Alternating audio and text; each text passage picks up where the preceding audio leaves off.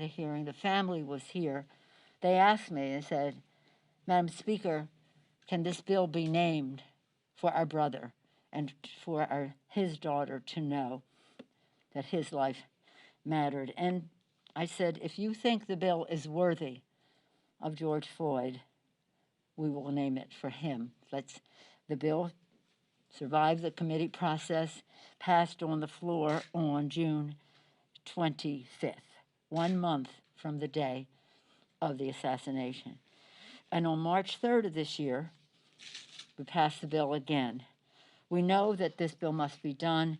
It must be enacted into law. And again, I want to salute Karen Bass for her ongoing efforts from the start to write a bill, working with all of the interested parties, the stakeholders in all of this, and then again now trying to reach consensus with the Senate. She is optimistic, she is fair-minded, she is open, and hopefully she will be successful in having a meaningful George Floyd Justice in Policing Act. I'm just so proud of the work that she has done. She's been working on these issues for years, as has our Black Caucus. That's why they were so ready. They were so ready to, when this happened, to have a bill ready by just the second week in June and on the floor and passed by 1 month since the most unfortunate tragedy. Any questions? You got? Madam Speaker, if we could get an update on the 1-6 Commission. We know that you've said that you're willing to equal number of Republicans and Democrats and equal subpoena power, but your Republican counterparts have said that they have not received your proposal yet. Have you extended that offer to them, and what other parts of the proposal do you hope to change? And what, just in general, what is the state of the negotiation? Well, there are three things in terms of the legislation: the makeup of the commission, the process within the commission, and the scope of the commission. Two objections that the Republicans had was that they wanted to have it even, instead of the president having an appointment, just have it the House, the Democrats and Republicans, and we yielded on that. I think the president should have it, but nonetheless, the scope is what is important. If that's where their discomfort is, I yield on, we yield on that. The second part was on process, where they had a concern about the subpoena power.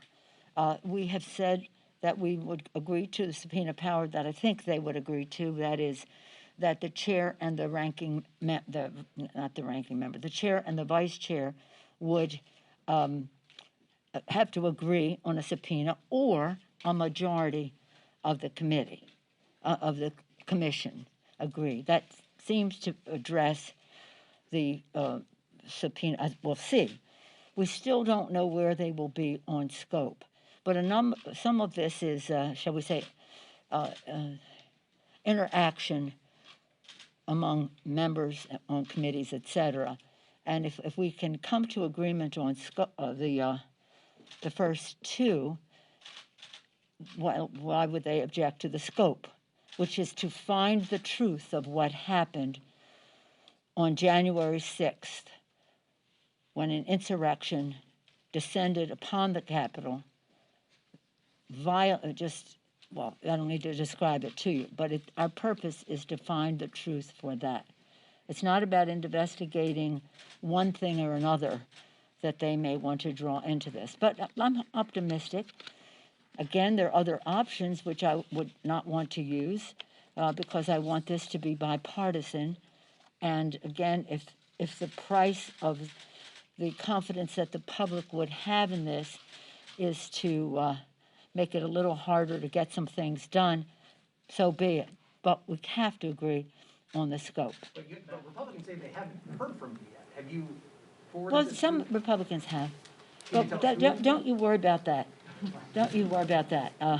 The one step at a time in terms of, you okay with the subpoena, you okay with then we will have. Now, we put out our proposal a few weeks ago.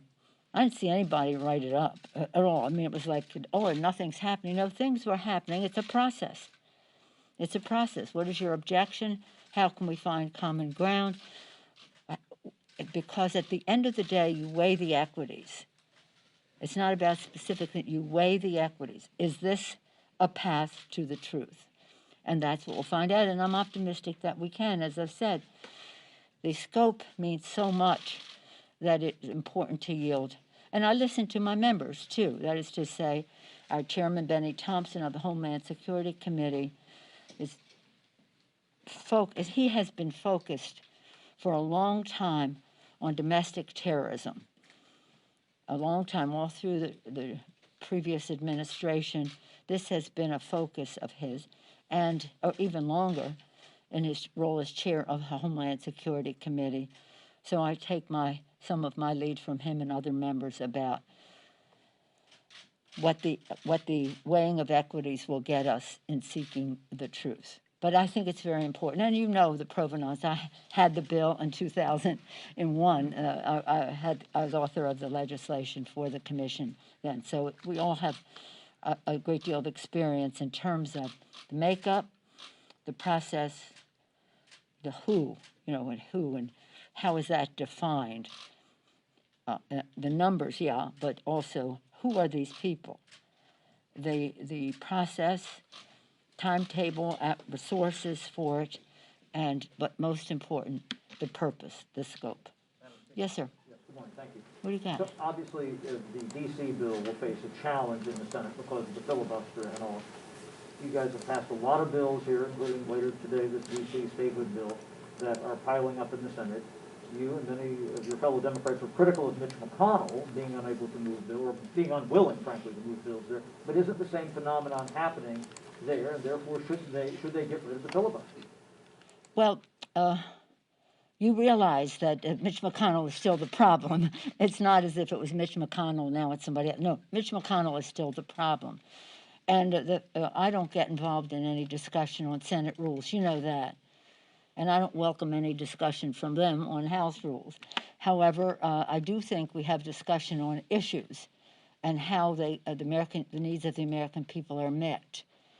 We think our For the People agenda with the H.R. 1 for cleaner government and cleaner politics in our country is very important. We think H.R. 3 to lower the cost of prescription drugs. We think that H.R. 4, the Voting Rights Act, is something that shouldn't be blocked because of process. The list goes on. H.R. 5, the Equality Act, H.R. 6, Dreamers and the Promise Act that goes with that. H.R. 7, Fair Pay Act, Equal Pay for Equal Work. H.R. 8, background check legislation, as well as 1446 that goes with that. The South Carolina loophole, then H.R. 9, Protect the Planet Now, and of course we'll go back to H.R. 2, which was for the Moving America Forward, the jobs bill that we are hopefully working on, which we may. I hope we can do the bills without reconciliation, that we won't have bipartisanship. But should we not have any progress on all of these fronts because of that? Well, that's a debate for the Senate. And isn't that a political problem that you face then? If you're moving these bills and they're stalled in the Senate for whatever reason, isn't the outcome basically the same as what you had when the Republicans were in the majority next week? Well, let's see what the Senate does. Go ask them. Go ask them. Yes, ma'am. Yes, ma'am. Are you supportive of Congresswoman Bass formally negotiating with Republicans Yes. and try to come to a compromise? Yes. I have briefed by her. I mean, again, the Black Caucus has been on this case for a long time. And so the provisions in the bill about chokeholds, about no-knock mandate, all of the provisions have been issues they have discussed for a long time. And they were ready. They were ready. And again, we cannot not improve the situation. And so, yes, I do. We couldn't be better served. She knows what our purpose is for all of us. She knows the particulars. When she wrote this bill, she was, at that time, still the chair of the Crime Subcommittee of the Judiciary Committee. She had a waiver to do two, one foreign affairs, one judiciary. So she wrote it under that auspices, inspired by a tradition in the Black Caucus of having justice in policing, hence the name. And then, yes, so she has our full support. And I wish that you all would use her name more, because it is synonymous with justice. She is fair. She wants to get it done. This isn't it's the responsible prioritizing for accountability and justice. Yes, sir. I wonder if you, on the police issue, Tim Scott said yesterday, qualified immunity, he's looking to change that. Obviously, it's a big piece of the police reform puzzle for Republicans and some Democrats, and he's suggesting that change the standard to have people sue departments instead of police officers. Yeah. I wonder how you view that. He said Democrats that he's talked to have been receptive to that. Well, let me just say what I said earlier about other things. It's about weighing the equities. Just to take one thing and say, would you do this or would you do that? It's weighing the equities. Qualified immunity is very important. The public listing, very important. If you agree that there should be a list, then why would it not be public? Chokeholds, that 100%. Again, no knock warrants and that kind of thing. So I trust Karen Bass's knowledge of the subject, but also her knowledge of the ramifications it would have on the people that we're trying to protect, which is everybody in our country, including our law enforcement officers. So I trust her to keep on the table what can be accomplished, and I don't think that. I think everybody knows this has to be a serious bill that will make a difference. So that's why I trust whatever they decide. Yeah. Okay. All right. What do you got? Madam Speaker, two quick questions. Do you support the self-determination or statehood bills for Puerto Rico? And two, Senator Ossoff says that he will be looking into allegations of sexual misconduct by members of Congress against night shift custodians who clean the Capitol complex. What is Congress's responsibility to protect the custodians who clean these buildings? Well, on the statehood issue, that's up to the people of Puerto Rico. That's up to them to decide whether they want to be a state. And then we'll see what happens after that. I love Puerto Rico. I felt embarrassed by how President Trump withheld resources for them after natural disasters and the rest. Do you prefer one bill or the other, the self-determination or statehood? No, I'm not for one bill, and it's up to the people of Puerto Rico to make a decision about their status. In terms of your second question, the chair of the House Administration Committee will be meeting with both the architect and the inspector general, and we'll look forward to seeing the report on any progress in this area. We don't have any place here for any question in terms of the safety in every sense of the word for our workers in the Capitol. Thank you all very much. Don't forget, 51st state, Eleanor Roosevelt, Thomas D'Alessandro Jr. Is that wonderful? Isn't that something to be so proud of? The first lady to come to testify before Congress. Thank you all. Thank you. Bye-bye.